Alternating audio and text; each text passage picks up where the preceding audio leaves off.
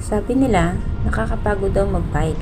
Yes, nakakapagod naman talaga. Ikaw ba naman pumadyak ng 120 km, minsan malayo pa, tas paahon pa yung daan. Nakapagod ka naman talaga. Pero aminin nyo, nag-i-enjoy kayo sa pagbabike. Yes, pagod ang katawan mo sa pagbabike.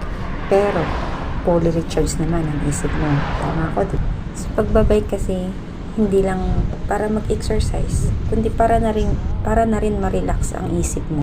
Tsaka pag ganito ba naman ang nakikita mo pag nagbabike ka sa paligid mo, ganyan yung daang madadaanan mo, ganyan kaganda ang mga tanawin, may iisip mo pa ba yung pagod? Di ba hindi na? O siya, paano ba yan? Siya, tara na, sumabay na kayo sa pagbabike.